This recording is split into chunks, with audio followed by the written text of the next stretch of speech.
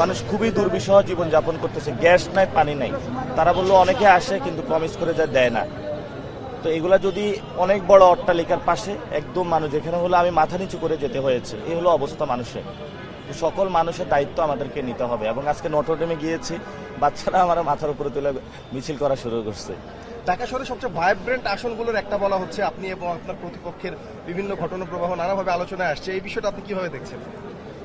আমরা চেষ্টা করতেছি আমাদের জায়গা থেকে, এখন অনেকের কাছে ভাইব্রেন্ট, তবে এটা খুবই ইম্পর্টেন্ট জায়গা। এখান থেকে বাংলাদেশের অর্ধেক ভালো কাজ হয়, আবার খারাপ কাজ হয়। এখান থেকে সচিবালয় থেকে দুর্নীতি হয়, এখান থেকেই বাংলাদেশের বড় জায়গায় মাদক ছড়িয়ে পড়ে। আমরা এগুলো সমস্যার সমাধান করব। এখান থেকে গডফাদাররা এখানে বসবাস করে, চাঁদাবাজি করে, পুরো বাংলাদেশে সন্ত্রাসী করে। আমরা ওয়াইপ আউট করে দেব 12 তারিখে ইনশাল্লাহ তাদেরকে। ধন্যবাদ।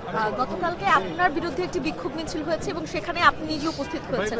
তো এই ব্যাপারটা নিয়ে আপনি অনেক কারো কাছে প্রশংসিত হয়েছেন, কারো কাছে আপনার নেতিবাচক কিছু প্রভাব পড়েছে। আপনি আসলে বিষয়টি কি ভেবে আর কি দেখেছেন?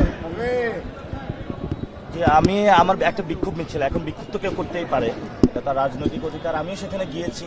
মানুষ যেখানে আমার খারাপ কথা বলবে বা বিক্ষোভ করবে, সেখানে আমি যাই শোনা দরকার যে কি বলে। ওনারা বলছে আমাকে ক্ষমা চাইতে, আমার তো ক্ষমা চাইতে তো দোষ নাই। তা আমি ক্ষমা চেয়েছি এবং নিঃশর্ত ক্ষমা চেয়েছি, তারা সবাই খুশি হয়েছে আলহামদুলিল্লাহ। এবং তবে কিছু মানুষ আছে যারা বিএনপি লোক নিয়ে এসেছিল, তারা বিক্ষোভ মিছিল করেছে। তো এটা তো একটা প্লট ছিল, একটা ড্রামা ছিল। তবে অনেক আলেম ক্ষুব্ধ হয়েছেন, আমি তাদের কাছে নিঃশর্ত ক্ষমা চাইছি। আর গতকালকে মির্জা আব্বাস বলেছেন